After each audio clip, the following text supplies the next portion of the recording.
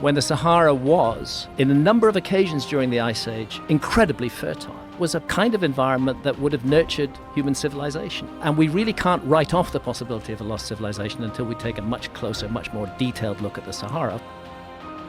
From long-lost civilizations who created some of the earliest forms of writing, to ancient structures built by people who left behind no written record at all, making them a total mystery. These are some of the most incredible lost civilizations that were discovered in the desert. The Nabateans were an ancient civilization that lived in the deserts of what is now Jordan, Syria, Saudi Arabia, and Israel. They're probably most well known for creating the stunning city of Petra, which really has to be one of the coolest places on Earth. They were, as you can probably tell, really good at architecture. Petra, often called the Rose City, is carved into the sides of sandstone cliffs, and it's one of the most famous archaeological sites in the world, for very good reason. They weren't just about building though, they were also incredible at surviving in harsh desert conditions. They developed advanced water management systems like dams, cisterns, and channels to capture and store rainwater in the dry desert. This allowed them to live in a place that most other civilizations would have struggled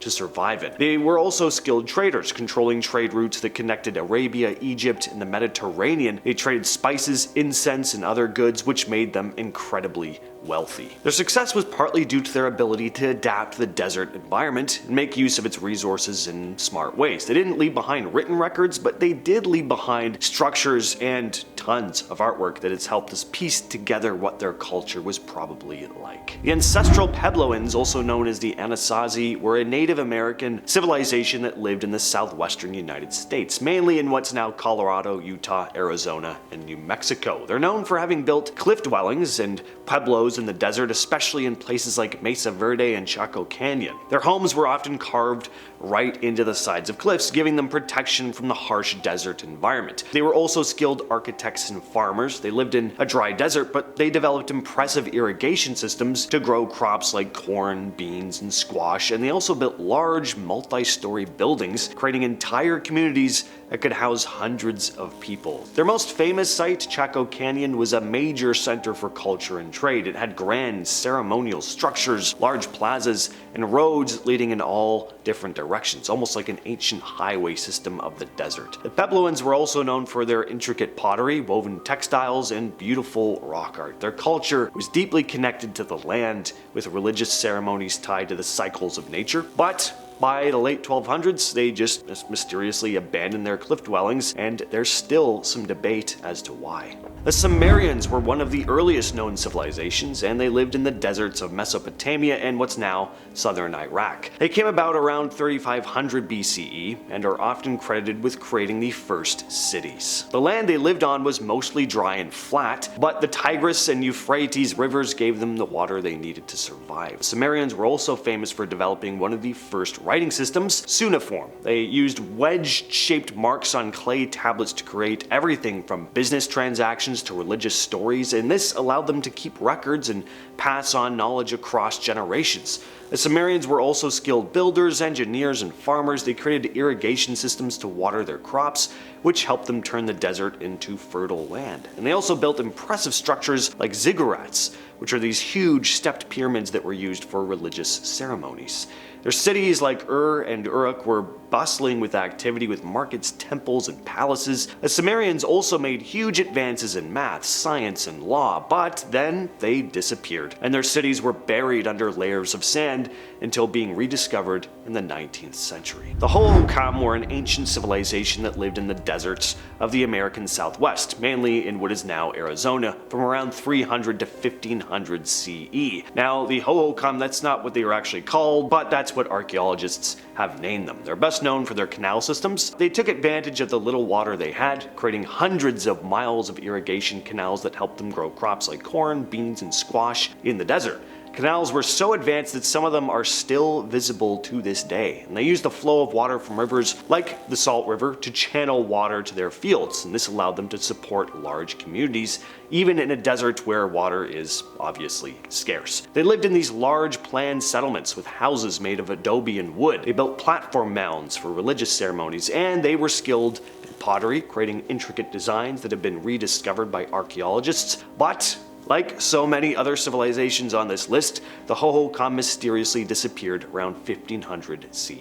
The Minoans are one of the coolest lost civilizations, said by some to be the first civilization in Europe. They lived on the island of Crete in the Mediterranean around 2000 BCE. Their story is pretty fascinating because, again, they mysteriously vanished and their civilization wasn't rediscovered until the 20th century. They were advanced with their own writing system, artwork, and all these impressive palaces. The biggest one, Palace of Knossos, or what's left of it, looks like something out of a myth. I can only imagine how incredible it must have looked when it was all still there. The Minoans were traders sailing all over the Mediterranean, which helped them spread their culture and influence. And around 1450 BCE, the Minoans faded away. Some believe a massive volcanic eruption on the nearby island of Thera caused it. Could have also been invasions, but it wasn't until the early 1900s that archaeologists started uncovering the remains of their cities and palaces, piecing together their society. The Indus Valley Civilization, also known as the Harappan Civilization, is one of the most impressive ancient cultures rediscovered in the desert. This civilization lived over 4,000 years ago in what's now Pakistan and northwest India, in the desert regions near the Indus River. They were incredibly advanced, with well-planned cities, drainage systems, and standardized brick sizes. They were very organized. Their two main cities, Harappa and Mohenjo-Daro, were massive, with streets laid out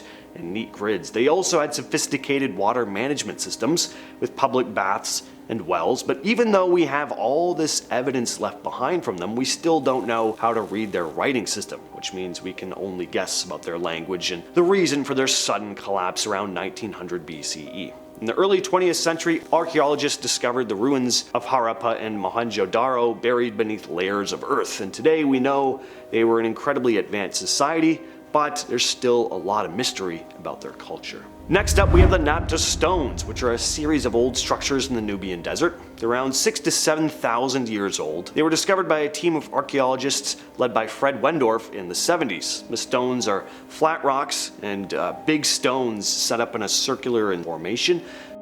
Some are hefty, weighing tons. Now, what these stones were actually for is still a bit of a mystery. Some think they might have been an early form of a calendar, though, and they also line up with astronomical events, which tells us that the ancient builders knew their astronomy, doing some incredibly precise measuring for the time. But we're still not sure about who set these things up. Djado is an abandoned ghost town in Niger, deep in the Sahara Desert. Found on the Djado Plateau, the ancient settlement's true name is still a mystery because no formal excavation has ever been carried out. The ruins sit on top of cliffs, and below them, hidden ponds that almost dry up in certain seasons, perfect breeding ground for mosquitoes. Djado was most likely founded by the Sao people, who were known for setting up other settlements around Lake Chad. It seems like at one time there was a bustling city here, and some think it could have been part of the Kanem-Bornu Empire from as early as the 13th century. By the 19th century, though, repeated raids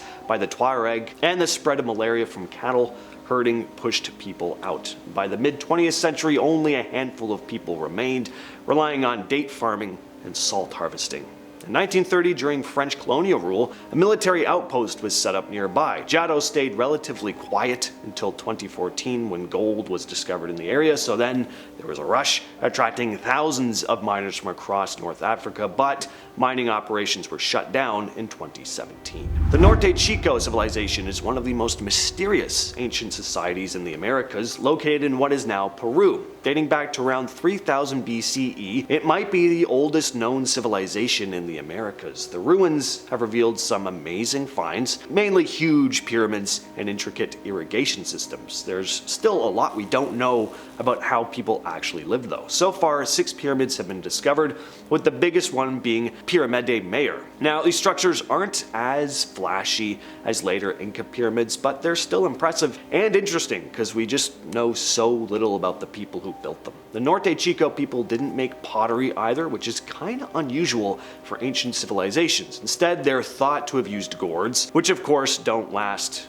for thousands and thousands of years. There's not much art or decoration either, but it's believed they had some kind of belief in a higher power, though what exactly they worshipped is still unknown. The civilization seemed to be centered around 3 main rivers, and by 1800 BCE, the settlements were mysteriously abandoned. Well, if we're talking about incredible ancient civilizations in deserts, we can't not talk about the ancient Egyptians, right? They lived along the Nile River, but the surrounding desert played a huge role in shaping their culture. This civilization started around 3100 BCE and is known for their incredible and mysterious monuments like the pyramids and the Sphinx. The Egyptians were absolutely brilliant when it came to architecture, engineering, astronomy. They were so advanced that we're still trying to figure out how they did it all. They built massive stone structures, and their understanding of the stars helped them create a pretty accurate calendar. And the Egyptians also had just a rich culture with art, writing, religion, mummies. They created hieroglyphics, one of the earliest forms of writing, to record everything from royal orders to daily life. Their gods and goddesses like Ra, the sun god, were a huge part of their rituals and beliefs.